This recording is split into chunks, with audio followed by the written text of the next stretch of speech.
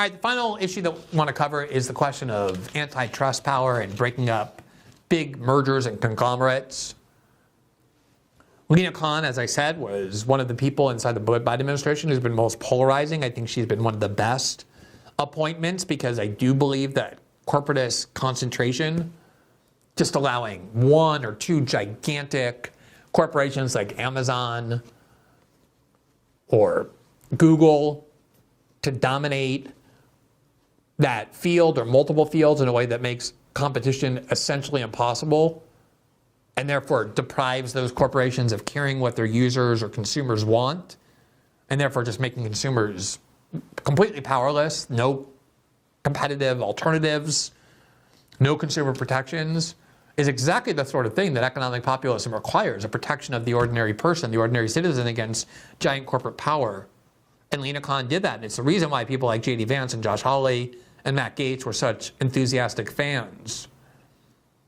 Trump's not keeping on Lina Khan, but I do think it's worth remembering that the biggest antitrust suit, the most significant antitrust suit, is the one brought by the United States government against Google. And that was not brought by the Biden administration, but by the Trump administration. The antitrust division of the Justice Department and the FTC of the Trump administration initiated that lawsuit, and then it was carried forward by the Biden administration.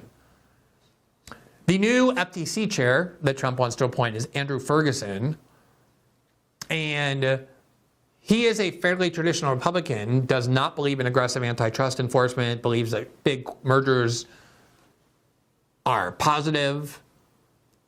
The one exception is big tech, where he promises to be very aggressive in continuing the antitrust work of Lina Khan. Quote, Ferguson, who has served as an FTC commissioner since April and is the former chief counsel to Senator Mitch McConnell, has pledged to crack down on big tech censorship, though he is expected to take a far more deal-friendly approach. The Republican regulator, who also once clerked for Supreme Court Justice Clarence Thomas, will replace current FTC chair Lina Khan, a Democrat who routinely infuriated Wall Street with a hard-charging approach to antitrust enforcement and merger review. Immediately after being announced as incoming chair, Ferguson said he would, quote, end big tech's vendetta against competition and free speech, and, quote, make sure that America is the world's technological leader and the best place for innovations to bring new ideas to life. So I guess it probably suffices to say, or at least it should, that he is someone who is a close ally of Mitch McConnell, arguably the least populist politician in all of Washington. And although he talks a big, aggressive game about going after big tech, it's not because of an antitrust issue. It's because they just want to prevent big tech from censoring conservative speech. Not other kinds of speech, as we just reviewed, but conservative speech. That's the only area in which Andrew Ferguson is determined to continue with the rigorous antitrust enforcement. But in every other area, he seems to just say corporations can do what they want. Now, there are countervailing trends, as is usually true with Trump. He, as the head of the antitrust division inside the Justice Department, which brings lawsuits against corporations for antitrust, he appointed a very close ally, someone who was the chief of staff for J.D. Vance, who, as we just went over, is a big fan of Lina Khan and favors her approach. So you have two very different people there.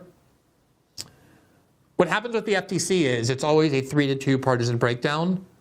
The majority is always the party of the president, and the minority is the opposition party. So right now it's a 3-2 majority with FTC on the FTC with 3 Democrats led by Lina Khan and 2 Republicans.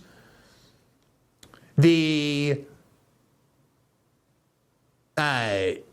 of the Republicans who Trump appointed is also a fairly committed warrior against anti-competitive practices. So it could be that one of the Republicans on the FTC can join with the 2 Democrats or even with the chair when it comes to big tech to continue antitrust regulation. But this is going to be another place where there's a lot of division and even outright ideological conflict among Trump's key appointees. And so how this plays out will be determined. Here from the Hill, early December, Trump taps Gail Slater to lead the DOJ antitrust division.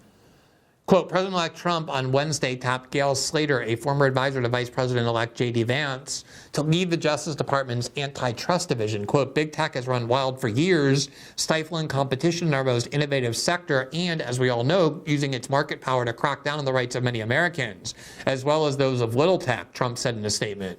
The appointment is yet another indication that big tech can continue to face heavy scrutiny under Trump.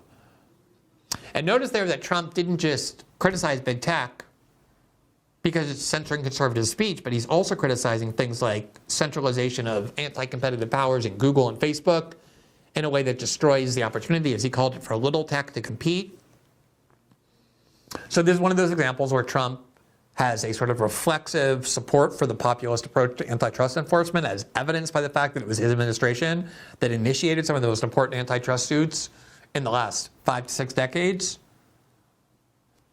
On the other side of that, though, is the fact that he is beholden to a lot of major big tech donors who obviously want to shield big tech from government scrutiny and regulatory supervision and not unleash the government on their industry.